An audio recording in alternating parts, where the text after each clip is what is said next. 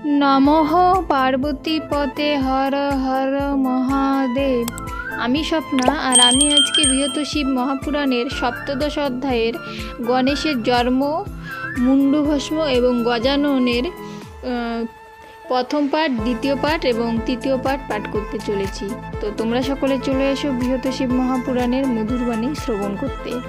আজকের শ্লোকটি হলো ওং একদন্তম মহাকায়ম লম্বোদর গজাননম বিঘ্ন বিনাশকম দেবম হেরম্বম প্রণমাম্যহম।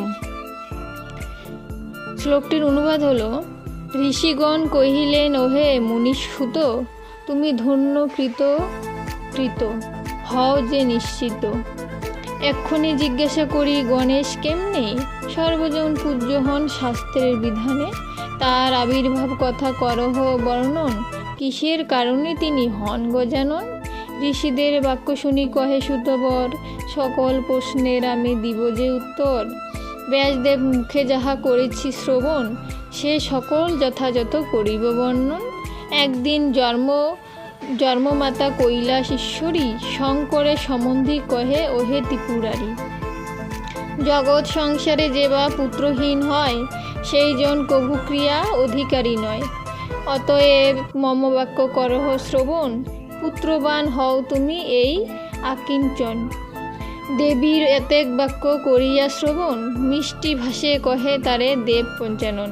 শুনো শুনো গিরিসুতে বচন আমার, অনুচিত বাক্য কেন কহ বারবার। জগৎ সংসারে যেই হয় গৃহীজন, তাহার অবশ্য হয় পুত্র প্রয়োজন। আমি কভু গৃহী নহি পর্বত নন্দিনী, পুত্রে মম কিবা কাজ বলো দেখি শুনি। যেই জন গৃহী হয় জগৎ মাঝারে, পুত্র আর ধন সেই অভিলাষ করে। গৃহীজন পুত্র বাঞ্ছে পিণ্ডের কারণ, নিশ্চয় জানিবে নাহি আমার মরণ। পরম পুরুষ আমি তুমি যে প্রকৃতি, সদানন্দ রূপে দোহে করি অবস্থিতি। আত্মারাম রূপে দোহে করি বিচরণ, পুত্রলয়ে বল দেবী কিবা প্রয়োজন। এতেক বচন শুনি পর্বত নন্দিনী, বিনয় বচনে কহে ওয়ে শূলপাণি। তুমি যাহা কহ যুক্তিযুক্ত সুনিশ্চয়, তবু পুত্র কোলে নিতে বাসনা যে হয়।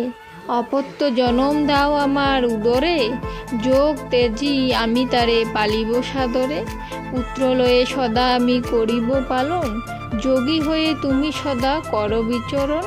চুম্বিতে পুত্রের মুখ হয়েছে বাসনা, কৃপা করি পূর্ণ করো আমার কামনা। আমারে যদ্যপি কর ভার্যা বলি জ্ঞান, পুত্র উৎপাদন করো হে মতিমান। পার্বতীর বাক্য শুনি কহে পঞ্চানন, শুনো শুনো মহাদেবী আমার বচন। পুত্রাভাবে কেন দুঃখ করিছ সুন্দরী, কৈলাস ঈশ্বর আমি তুমি সুরেশ্বরী। পুত্র লাভে যদি তব হয় আকিঞ্চন, যদি বাঞ্ছা হয় পুত্রে করিতে চুম্বন। বাসনা পুরিব আমি ওগো সুরেশ্বরী, এখনই আমারে পুত্র সমর্পণ করি, এখনই তোমারে পুত্র সমর্পণ করি। এই মতো বাক্য কহি দেব পঞ্চানন, পার্বতীর বস্ত্র এক করি আকর্ষণ। পুটলি করিয়া তাহা পার্বতীর কোলে, ফেলিয়া দিলেন হাসি পুত্রলহ বলে। তোমার তনয় এই করিনু অর্পণ, বাসনা পুরায়ে কর বদন চুম্বন। এতেক বচন শুনি দেবী সুরেশ্বরী, কহিলেন শুনো শুনো ওহে ত্রিপুরারি। মম রক্তবর্ণ বস্ত্র করিয়া গ্রহণ, পুত্রলহ বলি করে করিলে অর্পণ। বস্ত্রলয়ে কি করিব ওহে মহেশ্বর, পুত্রবাঞ্ছা করিতেছে আমার অন্তর। পুত্রকার্য কভু নাই হইবে বসনে, পরিহাস কর ত্যাগ ধরি গো চরণে। পশুমতি নহি আমি ওহে পঞ্চানন, রক্তবর্ণ বস্ত্রে মম কিবা প্রয়োজন। পুত্র পেয়ে লোভিতাম যে সুখ অন্তরে, বসনে তেমন সুখ হবে কি প্রকারে। এরূপে বিলাপ করি পার্বতী তখন, বস্ত্রমূর্তি গৃহ মাঝে করেন ক্ষেপণ। এরূপে বিবাদ হয় হরের আগারে, তাহা নিবারিতে হরি চিন্তিয়া অন্তরে। দরিদ্র বিপ্রের বেশ করিয়া ধারণ, চলিলেন ধীরে ধীরে হরের সদন। অতিবৃদ্ধ জীর্ণশীর্ণ ক্ষীণ কলেবর তৈল বিনা শুষ্ক কেশ মস্তক উপর যষ্টি হাতে ধীরে ধীরে করিয়া গমন উপনীত হন আসি মহেশ সদন ক্ষীণ কণ্ঠে দ্বিজ কহে শোনুহ শঙ্কর দেখো আমি জীর্ণ অতি ক্ষীণ কলেবর সপ্তরাত্রি রহিয়াছি কষ্টে অনাহারে ভক্ষ দ্রব্য দাও কিছু দৃষ্টি করে একাকী এসেছি আমি সঙ্গে কেহ নাই প্রাণ যায় দাও কিছু মন সুখে খাই। আজকে বৃহৎ শিবপুরাণের গণেশের জন্ম ও মুন্ডভস্ম এবং গজানন এর আজকে প্রথম দ্বিতীয় এবং তৃতীয় পাঠ করেছি। বাকি পাঠগুলো এর পর দিন আরও কিছুদিন পাঠ করতে হবে।